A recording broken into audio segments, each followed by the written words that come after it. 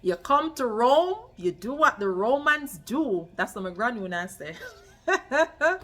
So, you're in Canada and you notice, is this normal? You say morning, you say hi, and people just walk past like they don't hear you, like they're deaf, like they don't see you, like you don't exist. Well, stay tuned for today's video. We will be discussing the things they don't tell you about Canada. Stay tuned for more.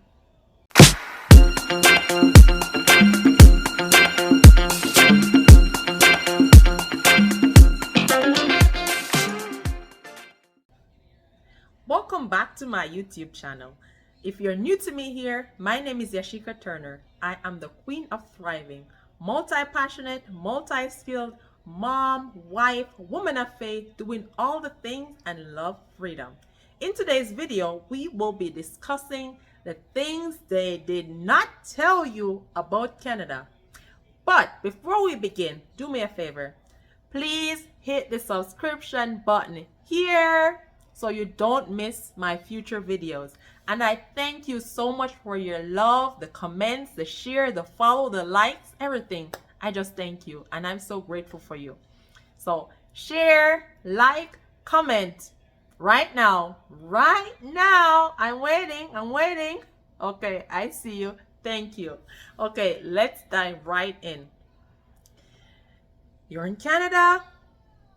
People just walking by, not even hi, no eye contact. Yep, they didn't tell you. They did not tell you about the culture shock, right? The culture shock. Culture shock is feeling out of place, feeling out of normal, out of your normal culture, your normal way of life. You're coming from Jamaica where people are friendly. You come out, you see your neighbors, you talk, you and them spam veranda until hours of night time. Well, darling sweetie pie, it is different in Canada.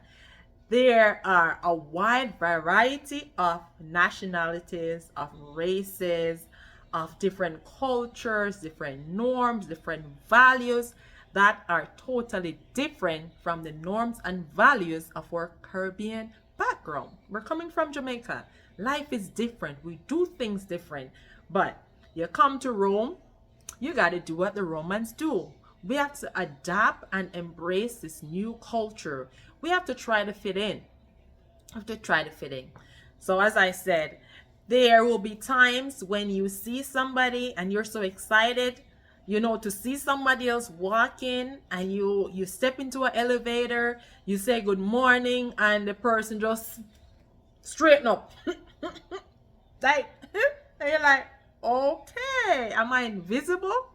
I can remember one morning when I entered the elevator, and this lady, dark lady too, I was see somebody like me. I was like, oh, good morning. Hey, the lady did not answer. She did not answer. Shame. Shame.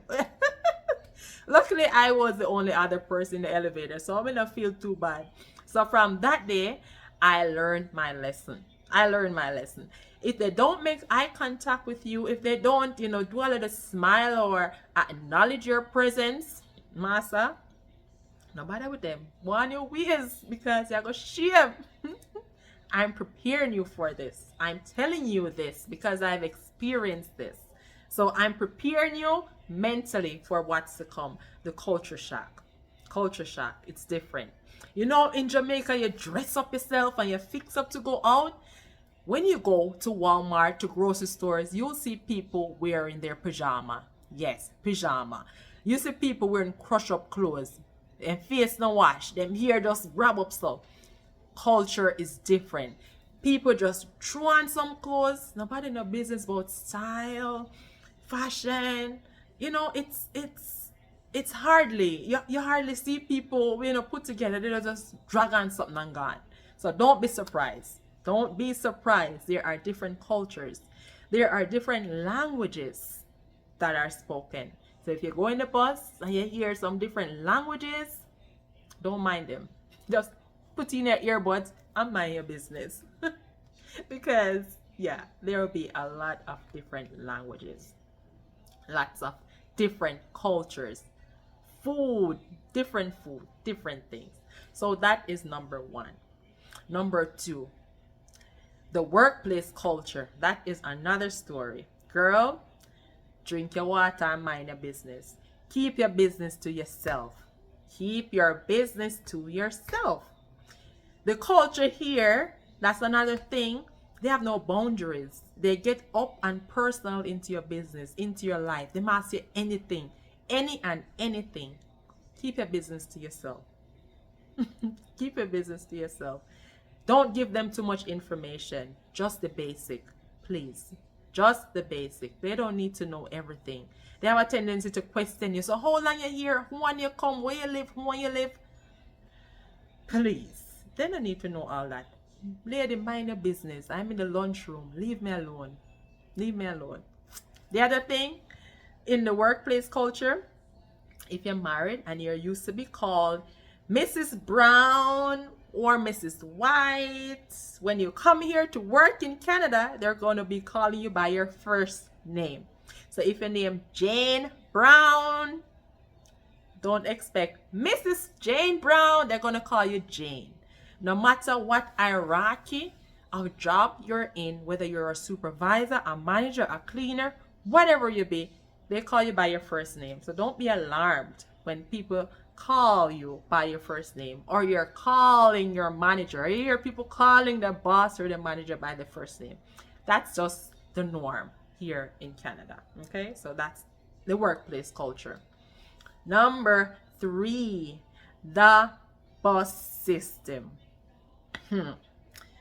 So you might be a driver from Jamaica. You have your own car, you're driving, you haven't taken the bus in years. And when you come to Canada, you have to get adjusted to taking the bus. Yes, yes, yes. The buses here are run on schedule. They are very specific time schedule. Not like Jamaica where we don't know time. If the bus is to be gone by 8:58, the bus will be leaving the bus stop, will be driving off at 8:58, not 9 o'clock. And if you are a couple feet away and you see the bus and you don't try to run to catch the bus. Please, they're not going to drive off. The driver is going to go. Once it is the time to depart, they are going to depart. So please, save yourself the embarrassment and don't run off of the bus. Make the bus go on. Another one will come. Another one will come. And when you're going the bus, to stop the bus, there is a little yellow thing. So you pull it down to stop the bus. Some of them is a little button to the pole. You press it to stop. It's not one stop driver. No, my darling. No. You touch a button or you pull down a string to stop the bus.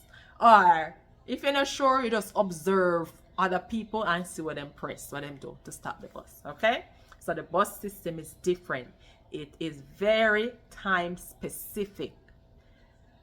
You might need a Presto card or you pay by coins.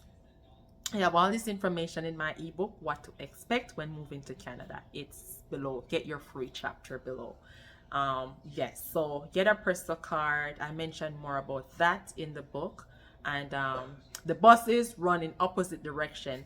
So if you take the bus on the right hand side to go east, when they come in west, go on the opposite direction. That catch me. Me get catch. May I tell you, may I prepare you for the embarrassment so the bus not take you away and you not get lost. Please. Different opposite direction. So if you take the bus over this side, the left side, when you're returning, going back to wherever you're coming from, go on the right hand side. Okay? I've seen too much people make the same mistake trying to catch a bus. Right? So that was number how much? Number 3? Number 4? The driving. That is number 4. Driving here is different. As you know, Jamaica, you drive on the left hand side. In Canada, we drive on the right hand side. So if you're planning to drive, you come, you have your money, and you decide, okay, you're going straight into getting into your routine. Just be prepared. Just go through the driving practices, the driving rules, regulations in Canada, because you will need that. Because there are school buses, you have to know where to stop, how to stop, when to stop. When you see a school bus with flashing lights, they take speeding limit very seriously. Don't go over the speed limit. So things like that you have to know, turning lanes and all that. So get accustomed to the driving rules before you start driving, if you're planning to start driving as soon as you arrive. Okay, number 5.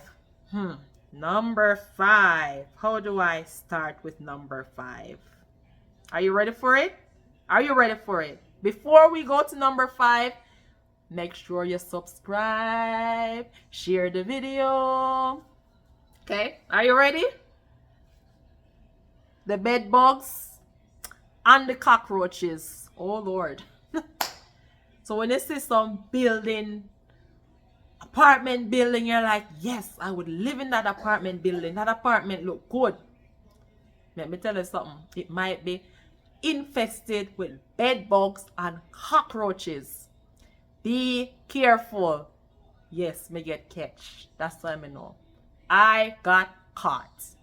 I was living in a building that was infested with cockroaches and bed bugs without even I know about cockroach and bed bug they are foreign. Yes, cockroach and bed bug, they are Canada. You might not experience this in Jamaica, but it is here. So be prepared. And it's so tricky because you don't even know what buildings are not affected and what buildings are.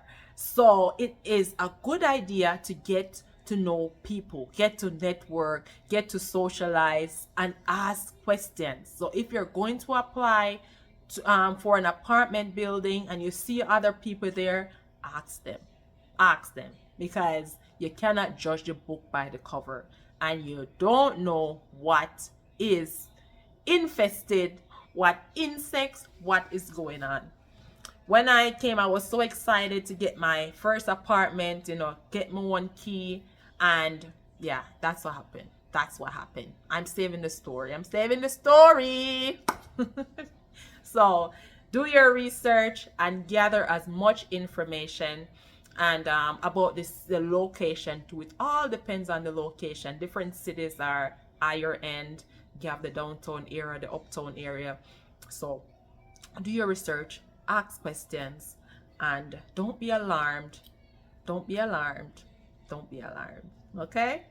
Thank you so much for watching, for sharing, for liking, for commenting. Stay tuned for my next video. Bye-bye.